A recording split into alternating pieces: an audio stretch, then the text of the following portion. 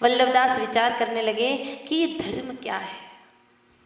मंदिर जाना, तिलक लगाना ये धर्म नहीं है तो वास्तव में मनुष्य का क्या धर्म है। जानने के लिए मेरे भाई बहन वल्लभदास जी चल पड़े। एक महात्मा जी के पास जाकर के पूछा, भगवान धर्म क्या है? कहा तीर्थों की परिक्रमा करना, तीर्थों की यात्रा करना धर्म है। वल्लभदास जी को समझ नहीं आया। दूसरे महात्मा जी के पास गए। दूसरे महात्मा जी के पास जाकर के कहा, प्रभु धर्म क्या है? कहा पूरे गांव को प्रतिवर्ष भंडारा करके जिमाना, गरीबों को जिमाना धर्म है। वल्लभदास जी को ये बात पसंद नहीं आई। दूसरे महात्मा जी के पास गए। सभी महात्माओं के पास जा जाकर के मेरे भाई बहन प्रश्न किया, लेकिन जब सही संतुष्टिपूर्ण उत्तर नहीं मिला मेरे भाई बहन, तो सीधा आगे श्री जी बाबा के चरणों में, श्री जी बाबा के पास आकर के हाथ जोड़ करके प्रार्थना करते हुए कहा, प्रभु ना माँ है, ना पिता है, ना भाई है, ना बंधु है, ना रिश्तेदार है, ना कोई अपना है। मेरा तो इस दुनिया में यदि कोई है तो वो है नाथ तू ही है। मेरे जीवन में जब जब भी मुश्किल आई, मेरे जीवन में जब जब भी कष्ट आया, प्रभु तूने ही आकर के मेरे कष्ट का निवारण किया है। आज मेरे जीवन में फिर संकट आया है और प्रभु मैं पूरी दुनिया में भटका हूँ, अब तेरे द्वार आया हूँ। अनायास आंखों से अश्रुधारा बहने लगी मेरे भाई बहने। भक्त के हृदय से मेल मिट जाता है जब आंसू दो आंखों से निकल आते हैं। वल्लभदास जी नेत्रों में नीर लेकर के भगवान से प्रार्थना कर रहे हैं कि प्रभु तेरी शरण आया हूँ, तो ही मेरी नैया को पार लगा दे। तेरी शरण प्रभु, तेरी शरण,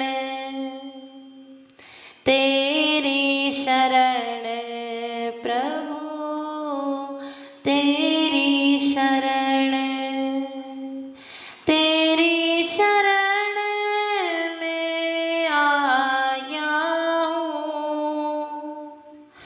तेरी शरण में आया हूँ,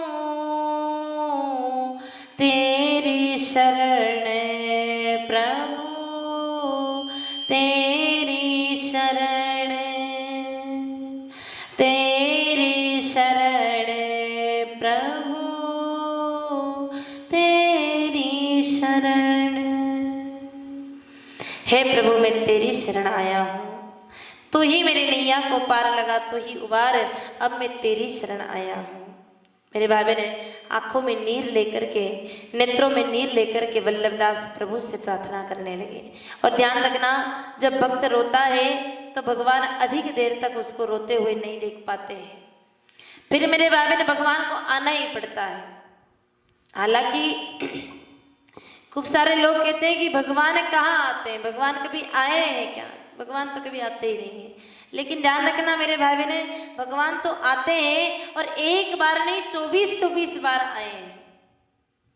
कुछ लोग क्या करते हैं, 4 दिन अगरबत्ती लगाते हैं, 5 दिन दीपक दिखाते हैं और छठे दिन अगर भगवान का जो भी मन्नत मांगी वो पूरी हो जाए तो बढ़िया, नहीं तो भगवान को आलिया में बिठा देते हैं कि भगवान तो सुने ही को नहीं, तो भट्टा को है। अगरबत्ती दिखाना ही बंद कर देते हैं तो सुने ही नहीं। लेकिन मेरे भाई बहन एक बार थोड़ा शास्त्रों पर विचार करें तो शास्त्र कहते हैं कि बिनु पद चलई सुनई बिनु काना, करे बिनु कर्म करे बिनु नाना। बिना पैरों के चलते हैं जो बिना हाथ के कर्म करते हैं मेरे भाई बहन, क्या वो बिना कानों से हमारी बात को नहीं सुनेंगे क्या? अगर नहीं सुनते मेरे भाई बहन तो नामदेव की रोटी खाने के लिए शायद कुत्ता बन करके नहीं आते। नहीं सुनते मेरे भाई बहन तो द्रौपदी मैया चिल्लाते ही रहते, लेकिन फिर उनके चीर को बचाने के लिए कोई नहीं आते। अगर नहीं सुनते तो गजेंद्र का मोक्ष नहीं होता मेरे भाई बहन। अगर नहीं सुनते तो नानी बाई का मायरा आज भी नहीं भर पाता। नहीं सुनते तो कर्मा बाई का खिचड़ा आज भी वहीं पर पड़ा धरा रह जाता। नहीं सुनते तो मीरा बाई सा का जहर अमृत कौन बनाता। भगवान तो सुनते हैं मेरे भाई बहन। एक पांव पर खड़े हैं कि भक्त मेरा कब कलयुग का मुझे बुलाए और मैं जाकर के मेरे भक्त की लाज बचाऊं मेरे भाई बहन। आवश्यकता सिर्फ बुलाने की है। द्रौपदी मैया की मेरे भाई बहन भरे दरबार में जब इज्जत उतारी जा रही, जब मेरे भाई बहन दुर्योधन दुशासन साड़ी खींच रहा था, तब मेरे भाई बहन भीष्म पितामह को बुलाया। तब भगवान आए। आना चाह रहे थे पर नहीं आ पाए क्योंकि उन्हें बुलाया नहीं। द्रोणाचार्य जी महाराज से मेरे भाई ने मदद मांगी, भगवान उठे पर फिर बैठ गए। अपने पतिदेव से मदद मांगी, भगवान उठ करके बैठ गए। लेकिन जब किसी ने मदद नहीं की, मेरे भाई ने एक बार गोविंद को पुकारा और गोविंद तो मेरे भाई ने जितनी देर बुलाने में नहीं लगी उतनी देर किए बिना ही आए और मैया जी की लाज बचाई। एक बार पुकार करके देखिए मेरे भाई बहन, ईश्वर तो एक पैर पर खड़े हैं, आने के लिए तरसते हैं। कौन कहता है कि ईश्वर नहीं आते? एक बार शबरी की तरफ बुला करके तो देखो मेरे भाई बहन, वो आएंगे भी और आपके खट्टे हो चाहे मीठे हो बेर खाएंगे भी। तो धर्म क्या है अब कौन बताए? संसार में बहुत भटका, लेकिन जब उत्तर संतुष्टिपूर्ण नहीं मिला मेरे भाई बहन, तो पहुंच गए हैं आज ईश्वर के दरबार में, श्री जी बाबा के चरणों में। श्री जी बाबा के चरणों में आकर के पुकार लगाई कि प्रभु हे नाथ, मैं तेरी शरण आया हूँ, मेरी नैया को पार लगा। हे दयालु, हे कृपालु, कृपा करे। और धर्म क्या है ये जानना चाहता हूँ, मुझे मेरे प्रश्नों का उत्तर चाहिए। श्री जी बाबा से जब पुकार लगाई मेरे भाई बहने, तो दो आंसू नेत्रों से बहे और जैसे ही दो आंसू नेत्रों से गिरे मेरे भाई बहने, हृदय के सारे मेल छूट गए और परमात्मा प्रसन्न हुए। मेरे भाई बहन, ईश्वर को यदि प्रसन्न करना है तो ईश्वर को प्रसन्न करने के लिए कोई बहुत बड़ा आपको उनको प्रलोभन देने की आवश्यकता नहीं है। अगर आप यूँ सोचते हैं कि भाई 10 रुपए की नोट चढ़ाएंगे तो भगवान प्रसन्न हो जाएंगे, हम यूँ सोचे कि शायद बहुत बड़ा नारियल चढ़ाएंगे तो भगवान प्रसन्न हो जाएंगे, शायद सोचते हैं कि मंदिर में जाकर के घंटों रोएंगे तो शायद भगवान प्रसन्न हो जाएंगे। लेकिन मेरे भाई बहन, इन सांसारिक भौतिक चीज़ों से ईश्वर प्रसन्न नहीं होते। हमारे भाव से, नेत्रों से जो आंसू गिरते मेरे भाई बहन, वो भावपूर्ण अश्रु से ठाकुर जी प्रसन्न हुआ करते हैं। वल्लभदास जी रो धो करके जैसे ही मंदिर से बाहर आए मेरे भाई बहने, तो महात्मा जी का आगमन वल्लभदास जी के सम्मुख हुआ।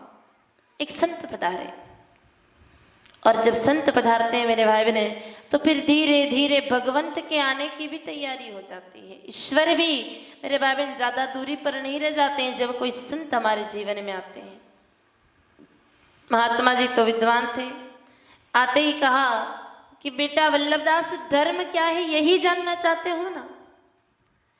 महात्मा जी को तो पहले सारी बातें पता ही थी। हो सकता है कि कोई ईश्वर का अवतार हो सकता है कि कोई ईश्वर के दूत हो, या फिर हो सकता है कि भगवान संत का अवतार लेकर के धरती पर पधारे हों। क्योंकि संत महापुरुष कहते हैं कि परित्राणाय साधुनाम सेवाम कृतुं च दुष्कृताम धर्म संस्थापनार्थाय संभवामि युगे युगे। कभी कभी संत भी धर्म का पालन करने के लिए और दुष्टों से धर्म का पालन करवाने के लिए इस धरती पर भगवान भी संत का अवतार लेकर के आते हैं, इसे महापुरुष व्याख्या करते हैं। तो मेरे भाई बहने, उन महात्मा जी ने आकर के कहा कि वल्लभदास, धर्म क्या है यही जानना चाहते हो ना? कहा बिल्कुल, मैं ये जानना चाहता हूँ कि धर्म किसे कहते हैं, मनुष्य का सबसे बड़ा धर्म क्या है? क्योंकि एक बहन मुझे बता रही थी कल मंदिर में कि अगर मंदिर जाएं, तिलक लगाएं, चोटी रखें, धोती पहने तो इतना करने मात्र। रविदास जी ने कहा महात्मा जी, एक सखी मुझे, एक बहन मुझे कल बता रही थी मंदिर में कि सिर्फ मंदिर जाना, तिलक लगाना, चोटी रखना, धोती पहनना, इतना करने मात्र से मैं धार्मिक नहीं बन जाता हूँ। तो वास्तव में मैं ये जानना चाहता हूँ कि मानव का सबसे बड़ा धर्म है क्या? धर्म किसे कहते हैं? तो महात्मा जी ने कहा देखो बेटा, वो बहन बिल्कुल ठीक बता रही थी, सिर्फ मंदिर जाना, तिलक रखना, चोटी रखना, धोती पहनना, इतना करने मात्र से तुम धार्मिक तो नहीं बन जाते हो, लेकिन ये सब करना चाहिए। ये धर्म तो नहीं है, लेकिन धर्म को पोषित करने वाले अंग हैं, इसलिए धर्म को पोषण प्राप्त होता है। बेटा ये तो करने चाहिए, लेकिन धर्म कुछ और है। तो कहा प्रभु, जब इतना सब करने से मैं धार्मिक नहीं बनता हूं तो मैं वास्तव में धार्मिक कैसे बन सकता हूं? वास्तव में धर्म क्या है? तो महात्मा जी बता रहे हैं, और आपने भी कभी श्रवण किया होगा कि दया धर्म का मूल है, कि मानव मात्र अगर दया करे तो दया ही धर्म का मूल बताया है। जिस दिन मनुष्य दयावान बन जाता है, फिर धीरे धीरे धार्मिक वो अपने आप बन जाता है। करुणा रूपी बीज को जब मेरे भाई बहन हृदय पटल पर बोया जाता है, तो फिर धीरे धीरे दया रूपी उस पर जड़ विकसित होती है, उस पर दया रूपी मूल आती है। उस जड़ को अगर आगे सिंचित किया जाए मेरे भाई बहन, तो उस दया रूपी जड़ पर आगे जाकर के धीरे धीरे धीरे वृक्ष रूपी धर्म रूपी वृक्ष पल्लवित हो जाता है। और जब धर्म मानव के जीवन में आता है मेरे भाई बहन, तो फल और फूल के माध्यम से हमें प्रेम की प्राप्ति होती है। इसलिए दया तो धर्म का मूल है। जिस दिन दया आएगी फिर धीरे धीरे धर्म आएगा, और धर्म आएगा तो फिर धीरे धीरे प्रेम, मुस्कुराहट सब आएगी।